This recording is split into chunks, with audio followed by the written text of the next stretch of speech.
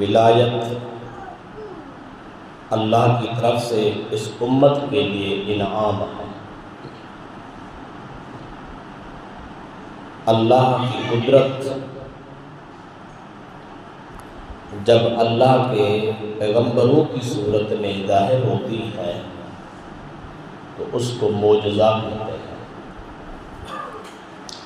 اگر کسی نیک اور صالح آدمی کے ہاتھ سے ظاہر ہو اس کو کرامت کہتے ہیں۔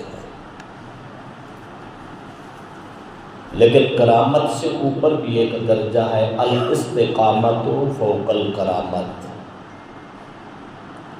اللہ کی راہ پہ استقامت اور ثابت قدمی، ہمیشگی، یہ کرامت سے بھی بلند ہے۔ کرامات اولیاء حق ہے۔ ولایت اللہ کی طرف سے دیا ہوا ایک فیض خاص ہے۔ دنیا کو رہبر و رہنما کی ضرورت رہی ہے، رہے گی۔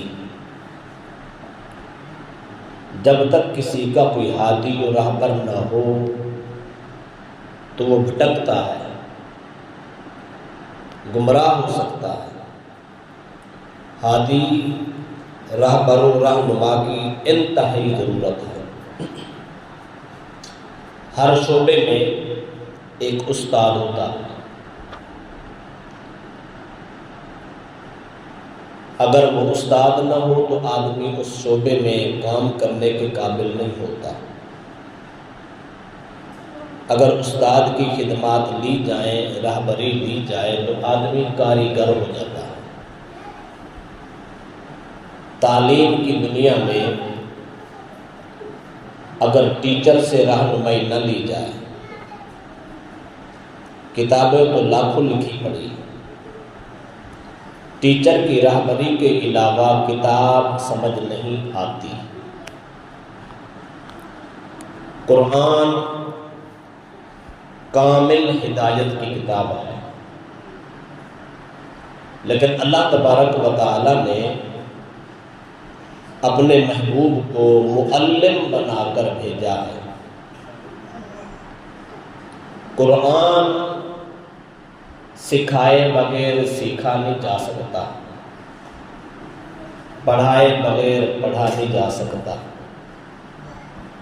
اسی طرح عالم روح کی دنیا، روحانی دنیا جو ہے، روحانی زندگی جو ہے، صاحبان روحانیت کے علاوہ آدمی وہ منازل طے نہیں کر سکتا۔ امت کے ہر فرد کی ضرورت ہے کوئی کامل، کوئی صاحب استقامت، اللہ کا کوئی ایسا محبوب انسان مل جائے جس کی صحبت، سنگت، تعلیم، تعلم، توجہ اور اس کے فیض علم سے انسان کامیاب ہو سکے۔ جب طلب ہر آدمی کی ہے، ضرورت ہر آدمی کی ہے، تو پھر یہ بھی ضروری ہے کہ ہمیں سیکھنا ہوگا ایسا انسان جو ہماری رہبری کر سکے اور ہمیں سیدھے راستے پہ لگا سکے، وہ کون ہو سکتا ہے؟ اللہ تبارک و تعالی نے امت کی کامیابی اور کامرانی اور فلاح کے لیے ایک راستہ مقرر کیا ہے۔ قرآن اس کو کہتا ہے صراط مستقیم، سیدھا راستہ۔ آپ الحمد کی الف سے لے کر والناس کی سین تک پورا قرآن پڑھ کے دیکھیں، رب نے کہیں نہیں یہ کہا کہ سیدھا راستہ فلاں ہے، فلاں ہے، فلاں ہے، فلاں ہے، نہیں کہا۔ جب پوچھا گیا جائے مولا یہ سیدھا راستہ کیا ہے جو تیرے دربار کی طرف آتا ہے، جس سے تو ملتا ہے۔ اللہ پاک ایک جواب دیتا ہے، اللہ فرماتا ہے صراط الذین انعمت علیہم، سیدھا راستہ جو مجھ تک پہنچتا ہے، وہ راہ پہ چلنے والوں کو مجھ تک پہنچاتا ہے، وہ میرے انعام یافتہ لوگوں کا راستہ ہے۔ اب انعام یافتہ لوگ کون ہیں؟ اللہ فرماتا ہے اولئک انعم اللہ من النبیین والصدیقین والشہداء والصالحین۔ اللہ فرماتا ہے 4 طبقے ہیں، پہلا طبقہ نبیوں کا، دوسرا طبقہ صدیقین کا، تیسرا گروہ ہے شہداء کا، چوتھا گروہ ہے اولیاء۔ یہ 4 قسم کے لوگ، ان کا راستہ صراط مستقیم ہے۔ اس کے علاوہ قرآن نے کوئی راستہ بھی متعین نہیں کیا کہ یہ کوئی راستہ صراط مستقیم۔ اگر بندہ پوچھے مولا یہ تو تیرے بندوں کا راستہ ہے، نبیوں کا راستہ بندوں کا راستہ ہے، صدیق کا راستہ بندوں کا راستہ ہے، شہیدوں کا راستہ اولیاء کا راستہ، یہ تو بندوں کا راستہ ہے، مولا تو اپنا راستہ بتا۔ اللہ فرماتا ہے میرا الگ راستہ کوئی بھی نہیں ہے، میرا راستہ اگر کوئی ڈھونڈنا چاہے یا مجھ تک پہنچنا چاہے تو میرا ایک ہی راستہ ہے، میرے نیک لوگوں کے پیچھے چلنا تمہارا کام ہے، میرے در پہ پہنچانا ان کا کام۔ حیران کن سوال ہے، مولا ہم تجھ سے تیرا راستہ پوچھتے ہیں، تو بندوں کا راستہ بتاتا ہے۔ اللہ فرماتا ہے یہی راز ہے، اگر یہ بات سمجھ آ جائے تو تم مجھے پالو گے۔ جن کو یہ بات سمجھ آئی ہے وہ کامیاب ہو گئے۔ صدیق اکبر رضی اللہ تعالی عنہ جیسے جوان کو مصطفیٰ کا راستہ نصیب ہوا، وہ کامیاب ہو گئے۔ فاروق اعظم کو کملی والے کا در نصیب ہو گیا، کامیاب ہو گئے۔ عثمان و علی کو تاجدار کعبہ صلی اللہ علیہ وسلم کی غلامی نصیب ہو گئی، وہ کامیاب ہو گئے۔ حبشے کا رہنے والا رنگ کا سیاہ حضرت بلال کو مصطفیٰ کی غلامی نصیب ہو گئی، کامیاب ہو گئے۔ داتا علی حجویری کو کملی والے کا عشق نصیب ہوا، کامیاب ہو گئے۔ بغداد کے شہنشاہ بابا معین الدین چشتی اجمیری کو رسول اللہ کے در کی خیرات عطا ہوئی، کامیاب ہو گئے۔ جس کو ان لوگوں کا راستہ نصیب ہوا ہے وہ کامیاب ہے۔ یہاں ایک سوال میں کرتا ہوں، اس کا جواب دیتا ہوں۔ کچھ لوگ کہتے ہیں اللہ کی بات کرو، اللہ کے بندوں کی کیوں بات کرتے ہیں؟ اس بات کو لوگوں نے بہت اچھالا ہوا ہے۔ اللہ کی بات کرو جی، صرف اللہ کی بات کرو، اللہ کے بندوں کی بات نہیں کرو۔ ہم کہتے ہیں، ہم جب اللہ سے پوچھتے ہیں مولا تو اپنا راستہ بتا، وہ کہتا ہے میری بات نہ کرو، آؤ میں تمہیں بندوں کا راستہ دکھاتا ہوں، میرے بندوں کے پیچھے چلو گے تو مجھ تک پہنچو۔ اس کا مطلب ہے بندوں کی بات کرنا بھی خدا کی بات، بندوں کی اتباع کرنا خدا کی اتباع۔ اگر یہ بات کوئی آدمی تسلیم نہ کرے تو پھر اس پر ہمارا کوشچن یہ ہے، اگر ایسا نہیں ہے تو رب کو کون سی مجبوری تھی، رب نے 1.25 لاکھ نبیوں کا سلسلہ کیوں بنایا؟ وہ تو اتنی قادر ہے، اگر خود چاہے، جس وقت چاہے، جب چاہے، جس کو ہدایت دینا چاہے وہ دے دے، اور دیتا بھی وہی ہے، ہدایت ملتی بھی اسی سے ہے۔ وہ نہ چاہے تو ملتی ہی نہیں ہے، جب دیتا بھی وہی ہے، اس کی چاہت کے بغیر ہو بھی نہیں سکتی، سب کچھ اختیار اسی کے پاس ہے۔ یہ سب کچھ ہونے کے باوجود رب نے نبیوں کا سلسلہ کیوں بنایا؟ 1.25 لاکھ نبی بھیج کر اس امت کو کیوں سنوارا ہے؟ اللہ فرماتا ہے ہدایت میں دیتا ہوں، پر دیتا اپنے بندوں کے وسیلہ سے۔ ہدایت میں دیتا ہوں، راہ میں دکھاتا ہوں، کامیاب میں کرتا ہوں، پر کامیابی میں نے بندوں کی اتباع میں رکھی۔ جو میرے ہو جاتے ہیں تم ان کے پیچھے چلو تو میرے ہو جاؤ گے، جب تک میرے بندوں کو تسلیم نہیں کرنا اس وقت تک تم مجھے بھی تسلیم نہیں کر سکتے۔ اب سوال یہ ہے ہمیں کدھر جانا ہے؟ شیخ عبد القادر جیلانی رضی اللہ تعالی عنہ نے خود اس بات کا تعین فرمایا ہے۔ آپ نے فرمایا راہبری کے لیے، رہنمائی کے لیے اگر تم کسی بندے کو ڈھونڈنا چاہو تو اس بندے کو ڈھونڈو جس بندے کے اندر 12 خوبیاں موجود، 12 خوبیوں کا حامل آدمی ہو تو وہ کامیاب آدمی ہے، وہ انعام یافتہ انسان ہے، وہ شخص ہے، وہ انسان ہے جس کے ذریعے رب ملتا ہے۔ وہ 12 عادتیں کون سی ہیں؟ شیخ عبد القادر جیلانی فرماتے ہیں 2 عادتیں اللہ کی اس بندے میں، 2 شان رسول اللہ کی اس میں، اور 2 خصلتیں صدیق اکبر رضی اللہ تعالی عنہ کی اس میں، اور 2 عادتیں فاروق اعظم کی اس میں، اور 2 عادتیں جناب عثمان ذی النورین کی اس میں، اور 2 خوبیاں مولا علی کرم اللہ وجہ کریم کی اس میں۔ وہ ان خوبیوں کا پہلے نام آپ کو بتاتا ہوں۔ اللہ کی 2 شانیں ہیں، ایک شان ستاری ہے اور ایک شان غفاری ہے۔ اللہ ستار العیوب ہے، وہ عیبوں پہ پردے ڈالتا ہے، اور غفار الذنوب ہے، گناہوں کو بخش دینے والا۔ فرمایا جس آدمی کے طبیعت میں، زندگی میں یہ 2 خوبیاں ہوں، پردے بھی ڈالتا ہو اور گناہوں کو معاف بھی کر دیتا ہو، یہ ولایت کی نشانی ہے۔ ولی ہوتا ہی وہی ہے جو پردے رکھے۔ کیوں؟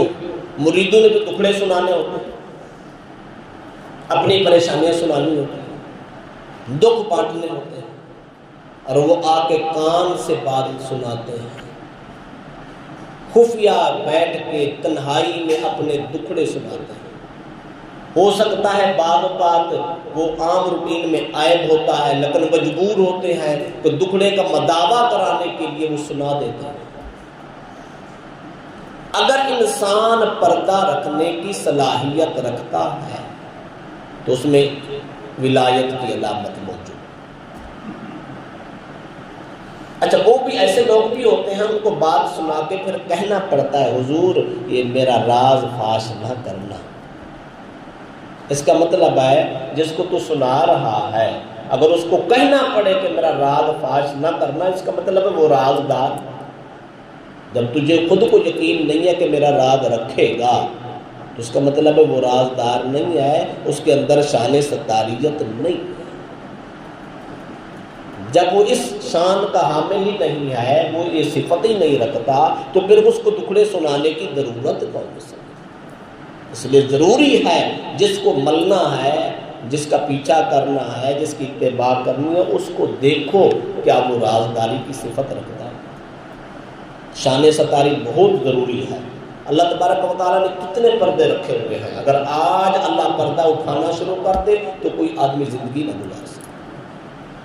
جو کرم ہے اس کی ذات کا اس نے پردے ڈالے، ورنہ ہمارے منہ کتنے کاتے ہیں۔ ایک صوفی بزرگ ہے، ان کا نام حاتم بن اسم ہے، بہت بڑے صوفی تھے۔ ان کے پاس لوگ آتے تھے، اپنے دکھڑے سناتے تھے۔ ایک دن ایک خاتون آ بیٹھی، ان کی مجلس میں بیٹھی تھی تو اس کی ہوا خارج تھی، وہ بیچاری وہ شرمائی۔ حاتم اسم نے جب یہ حالت اس کی دیکھی، محسوس کر گئے، آپ نے کان پہ ایسے ہاتھ دھرا، ہاتھ دھر کے آگے ہوتا ہے، آپ نے کیا کہا تاکہ اس کو پتا چلے کہ انہوں نے سنا نہیں ہے، یہ دورے ہیں، یہ کم سنتے ہیں، تاکہ اس کے ذہن میں یہ شرمندگی نہ ہو، بلکہ وہ سوچے جو میرے سے کوئی مسئلہ ہو گیا ہے ان کو پتہ ہی نہیں۔ کہا زور سے بولے، میں نے سنا نہیں ہے کیا کہا ہے، میں تھوڑا اونچا سنتا ہوں۔ تو وہ خاتون سمجھ گئی کہ خیر ہے، شرمندگی والی بات نہیں ہے، وہ جب اتنی اونچی آواز نہیں سنتے تو وہ بھی نہیں سنی ہوگی، وہ عزت سے چلی گئی۔ ساری زندگی وہ ڈورے رہے، ڈورے تھے نہیں، قانون کے ٹھیک تھے، سماعت ٹھیک تھی، لیکن لوگوں کو بعد میں بھی یہ باور کراتے رہے میں اونچا سنتا ہوں۔ کیوں؟ فرمایا کہیں یہ بات اس خاتون تک جا پہنچی نہیں، وہ تو اونچا نہیں سنتے، تو کہیں میرے بعد بھی شرمندہ نہ ہو، سامنے بھی شرمندہ نہیں کیا، بعد میں بھی ساری زندگی اس کی لاج رکھی، کہیں وہ میرے بعد بھی پیٹھ پیچھے بھی شرمندہ نہ ہو۔ جس کے اندر یہ کیفیت ہو وہ ولی ہوتا ہے۔ نمبر 2، شان غفاری بھی ہو، معاف کر دینے کی عادت بھی، یہ اللہ کی صفت ہے۔ دیکھو نا، جب سالک آتا ہے، مرید کسی کے پاس آتا ہے، اس کے پاس بیٹھتا ہے، کچھ سیکھتا ہے، تو صاحب ظاہر ہے وہ تو پہلے سے اناڑی ہے نا، اس کو کیا خبر ہے آداب کیا ہے، طریقہ کار کیا ہے، ادب احترام کیا ہے، اقتباس فائد کیسے کرنا ہے، میں نے اٹھنا بیٹھنا کیسے ہے، بات چیت کیسے، اس کو تو پتہ ہی نہیں ہوتا، وہ تو آیا ہے آپ کے در پہ سوالی بن کے۔ جب وہ آ گیا تو اس کی تربیت کرنا تو آپ کا کام ہے، سکھانا تو آپ کا کام ہے۔ اچھا، اس میں بے ادبی بھی ہو جاتی ہے، بعض اوقات غلطی بھی ہو جاتی ہے، تو اس کا کیا مطلب ہے اس کو کانٹ مار لیں، ساری زندگی کے لیے دل میں رکھ لیں؟ نہیں، اس کو معاف کر دیں، وہ معاف کرے، اگلی زندگی سنوارنا شروع کر دیں۔ وہ عیب کرتا رہے گا، آپ معاف کرتے رہیں گے۔ عیبی کے عیب معاف کرنا یہ خدا کی صفت ہے۔ جس انسان میں یہ صفت پائی جائے یہ صفت ولایت ہے۔ شیخ عبد القادر جیلانی فرماتے ہیں سب سے پہلے یہ 2 صفتیں، صفت ستاریجت، پردہ پوشی کرنے والا ہو، اور نمبر 2 گناہوں کو، غلطیوں کو معاف کرنے والا ہو۔ جس اندر یہ 2 عادتیں ہوں اس کے اندر 2 نشانیاں ولایت کی پائی جاتی ہیں۔ اور فرماتے ہیں 2 علامتیں سیدنا صدیق سرکار دو علیہ وسلم کی پائی جائیں۔ نبی اکرم صلی اللہ علیہ وسلم کی 2 جو شانیں ہیں وہ ہے ایک رفاقت اور ایک شفقت۔ رفاقت کہتے ہیں اپنے پاس بٹھانے والا، رفیق بنانے والا، محبت کرنے والا۔ جس کو پاس بٹھانا نہ آئے وہ ولی نہیں ہو سکتا۔ یہی شانتی کملی والے کی، اپنوں کو تو سارا زمانہ پاس بٹھاتا ہے، کبھی غیروں کو بٹھا کے دیکھے تو پتہ چلے۔ تاجدار کائنات صلی اللہ علیہ وسلم کافروں کو بھی چادریں بچھا کے دیتے تھے، وہ چادر جس کی قسمیں خدا کھاتا ہے، وہ کمبل جس کی خدا قسمیں کھاتا ہے، مصطفیٰ بچھا کے کافروں کو بٹھاتے تھے۔ جب وہ یہ اخلاق مصطفیٰ دیکھتے تو وہ کلمہ پڑھ کے ہی جاتے تھے۔ فرمایا اس کے اندر رفاقت کی صفت بھی ہوگی، پھر شفقت، محبت، ہمدردی اور پیار، یہ بہت ضروری ہے۔ اگر یہ نہیں ہے تو پھر اس کا مطلب ہے وہ ولی نہیں ہے۔ جس کے ماتھے سے بالنا نہ جائے، غصہ نہ جائے، وہ کہے میں ولی ہوں، تو ایسا نہیں ہو سکتا۔ ولایت کی نشانی ہے رسول اللہ کی 2 خوبیاں تو اس کے اندر ہو نا، رفاقت کو بھی جانتا ہو، شفقت بھی اس کی طبیعت میں موجود ہو، پیار ہو۔ یہ جو لوگ دھکے مار رہے ہوتے ہیں، پیر صاحب ملنے نہیں دیتے، پیر صاحب کو فلاں ہو گیا ہے، وہ پیر صاحب کو جو اگر مریدوں کے ملنے سے تکلیف ہوتی ہے وہ اتنا ہمدرد بھی نہیں ہے، وہ کسی کو پاس بیٹھنے نہیں دیتا، کسی کی شفقت اور اس کے حالات کو وہ نہیں سننا چاہتا، کسی کا مداوع نہیں کرنا چاہتا، شفقت کا نام کی چیز نہیں ہے تو وہ پیر کس چیز کا؟ یہ شان ہے ولی کی، اس کے اندر یہ خوبی ہو، اگر یہ خوبیاں نہیں ہیں تو وہ علامات ولایت سے خالی ہے۔ جو خالی ہے تو اس کے پاس جانے کی ضرورت نہیں۔ 2 عادتیں سیدنا صدیق اکبر رضی اللہ عنہ کی ہونی چاہیے، ایک صداقت ہے اور ایک مصدقیت ہے۔ خود سچے ہوں، سوچ کے، فکر کے، زبان کے، انداز کے سچے ہوں، پھر سچ کی تصدیق کرنے والے، جھوٹ کی نہیں۔ یہ نہیں ہے بندہ مالدار ہے تو اس کی جھوٹ کی بھی تصدیق کر دے، اگر غریب ہے تو اس کے جناب سچ کو بھی جھوٹ کر دے۔ لو پہلے تو خود آدمی سچا ہو، جھوٹ بولنے کا عادی نہ ہو۔ سوچ میں جھوٹ نہ ہو، فکر میں جھوٹ نہ ہو، کردار میں جھوٹ نہ ہو، جو کردار کا سچا، زبان کا سچا۔ نمبر 2، سچے کی تصدیق کرے، جھوٹے کی تصدیق نہ کرے۔ یہ ولایت کی ہے۔ اگر یہ خوبی نہیں ہے تو سمجھ لو وہ اس بات سے بخار۔ فاروق اعظم رضی اللہ عنہ کی 2 خوبیاں اس میں ہونی چاہیے: امر بالمعروف نہی عن المنکر، نیکی کا حکم دینا، برائی سے منع۔ نیکی کا حکم دینا بھی بڑا مشکل ہے، اتنا آسان نہیں۔ ہم 4 آدمی ایک ڈیرے پہ بیٹھے ہوں، اذان ہو جائے تو ان کو کہنا کہ چلے نماز پڑھیں بڑا مشکل ہے، وہ تو نہیں مانتے۔ آدمی کو حوصلہ نہیں پڑتا، جس ماحول میں ہم بیٹھے ہیں ان کو کہو تو نماز پڑھیں، کہتا ہے جا تو بڑا نمازی آیا ہے۔ 10 آدمی کا مجمع لگا ہوتا، ایک آدمی جو نماز کا عادی ہے وہ اٹھ کے چپکے سے آ جاتا ہے، وہ کسی کو یہ نہیں کہتا میں نماز پڑھا، کہتا بیٹھو بیٹھو میں آیا۔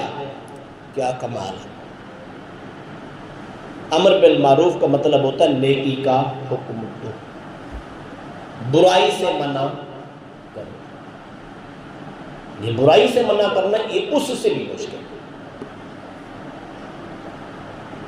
نیکی کرتا تو آدمی پھر بھی کہیں نہ کہیں کہہ دیتا ہے، اگلا سن بھی لیتا ہے، برداشت کرتا ہے، لیکن کوئی برائی کر رہا ہو تو اس کو روکنا تو وہ سیدھا آتا ہے، کہتا تو کون ہوتا ہے مجھے روکنے والا، میں دیکھ نہیں لیتا تجھے۔ فاروق اعظم رضی اللہ عنہ کو جب ابو لولو نے خنجر مارا تھا، آپ کا پیٹ کٹ گیا، آنتیں باہر آ گئی، آخری لمحات زندگی تھے ایک آدمی آپ کے پاس آتا ہے اور اس نے آ کے آپ کا حال احوال پوچھا، فرمایا میرا حال تو ٹھیک ہے، پر جوان تیرے کپڑے لٹک رہے ہیں، زمین پہ گھسٹ رہے ہیں، تو ایسا نہیں کرتا، یہ تھوڑے سے اوپر کر لے، کپڑے بھی پاک رہیں گے، رب بھی راضی۔ اس لمحے میں جب موت کی کشمکش میں تھے، پھر بھی امر بالمعروف نہی عن المنکر کا دامن نہیں چھوڑا۔ یہ خوبی موجود ہے، ایسا نہیں ہے غریب آ جائے تو اس کے لیے پیر صاحب جناب وہ ہو جائیں، جذباتی ہو جائے، یہ کرنا ہے پھر یہ کرنا ہے یہ کرنا ہے۔ امیر آ جائے تو اس کو پچھلی کوٹری میں بٹھا کے اس سے مسکرا کے باتیں کریں۔ شیخ عبد القادر جیلانی رضی اللہ عنہ کے پاس ایک مرید آیا، اس نے ہدیہ پیش کیا، 2 تھیلیاں اس کے پاس اشرفیوں کی تھی، اس نے پیش کیا، حضور یہ میرا ہدیہ ہے۔ آپ نے فرمایا تیرا ہدیہ قبول نہیں ہے۔ اس نے کہا حضور کیوں قبول نہیں ہے؟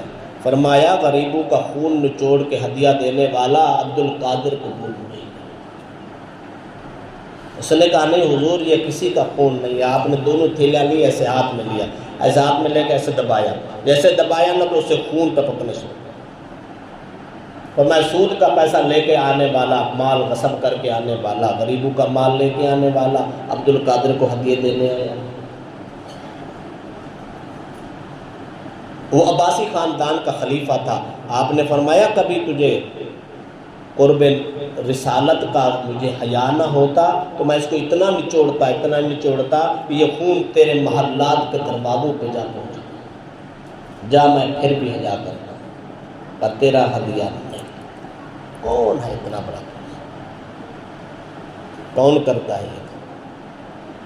امر بالمعروف نہی عن المنکر آسان نہیں ہے، پر جو کر جاتا ہے اس کو فاروق اعظم کہتے ہیں۔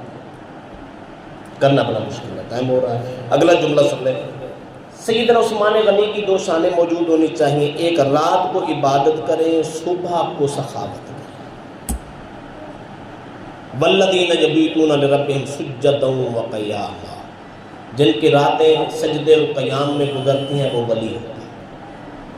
سیدہ فاطمہ زہرا سلام اللہ علیہ ایک دن اللہ کی بارگاہ میں کرتے مولا تیری اتنی چھوٹی راتیں ہیں، تیری بندی کی عبادت بھی پوری نہیں ہو سکتی۔